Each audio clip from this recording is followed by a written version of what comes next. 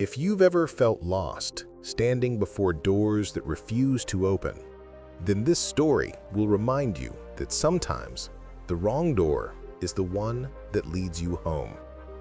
Long ago, nestled among emerald mountains and rivers that shimmered like silver threads, there lived a young man named Idris. His hands were calloused from years of work, and his eyes carried the quiet sorrow of someone who had seen too many dreams collapse. He had once worked at his father's small shop, a place filled with the smell of cedar and freshly ground spice.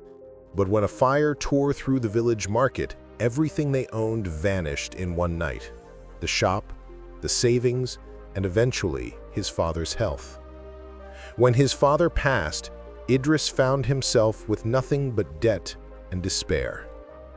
He would often wander beyond the village, standing on the cliffs that overlooked the valley, whispering to the wind, "God, have you forgotten me?"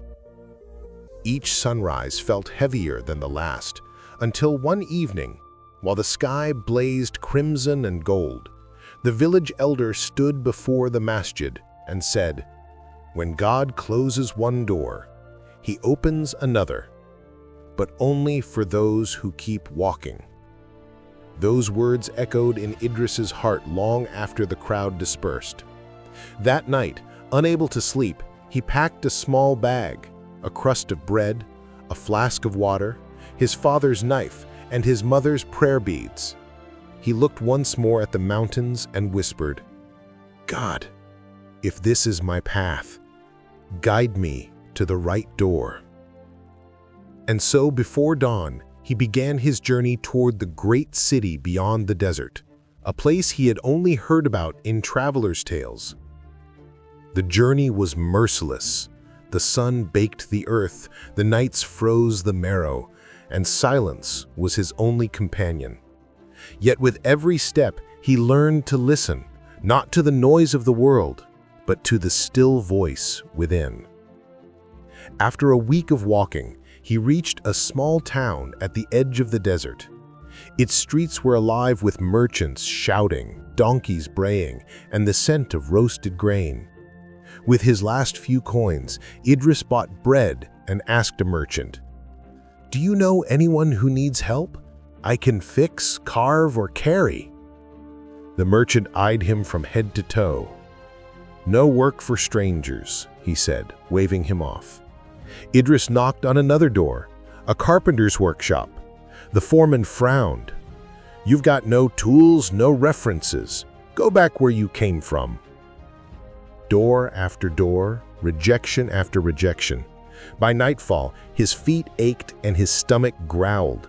But worse than hunger was the sting of hopelessness.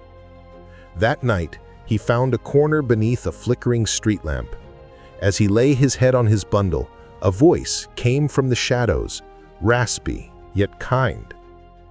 "You look like a man searching for the right door." It was an old traveler, blind in one eye, leaning on a cracked wooden staff. Idris sat up. "Every door I knock on is the wrong one," he said bitterly. The traveler smiled through a wrinkled face. "Then maybe you're not knocking for who you are, but for who you're meant to become." Before Idris could reply, the man stood and disappeared into the night, leaving only the sound of his stick tapping on the stones. For the first time, Idris didn't sleep. He thought about those words until dawn painted the sky gold. By mid-morning, the clouds gathered and the air turned heavy. Idris hurried through narrow streets, searching for shelter. Then, he saw it. A narrow alley, half hidden between tall, leaning walls. At the end stood a weathered wooden door. Its paint was peeling, hinges rusted, and no light seeped from within. It looked abandoned, forgotten, wrong. Still, something tugged at his heart. He whispered, "In God's name," and knocked. No answer. He knocked again. At last, the door creaked open. A thin woman stood before him. her face kind but tired. Behind her came the faint sound of laughter, small, innocent laughter. Idris stepped inside and realized it was an orphanage. The walls bare, the air thick with the smell of porridge and old wood. The woman introduced herself as Maryam. She said, "We have been praying for help.